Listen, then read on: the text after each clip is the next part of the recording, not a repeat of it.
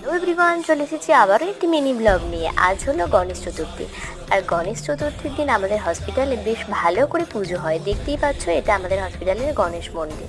আর আমরাও সমস্ত স্টাফরা কাজের ফাঁকে একটু সময় বার করে নিয়ে চলে এসেছি গনুদাদাকে দর্শন করতে। মন্দিরটা এত সুন্দর করে ফুল দিয়ে সাজিয়েছে, সত্যি বলতে দেখতে খুবই সুন্দর লাগছে। আর এটা হলো আমাদের গণেশ মন্দিরের মূর্তি।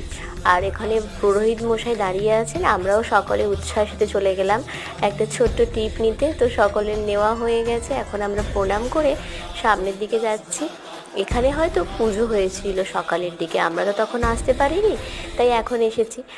আর পুজোর প্রসাদও দেওয়া হচ্ছিল মন্দিরের ঠিক নিচে। দেখতেই পেলে এইভাবে লাইন দিয়ে আমরা প্রসাদ নিয়েছি। যে কোনো ঠাকুরের প্রসাদের মতো এই প্রসাদটাও ছিল খুবই সুন্দর। সবাই তো তৃপ্তি করে খেয়ে নিয়ে তারপর আমরা আবার ডিউটির দিকে চলে গেলাম।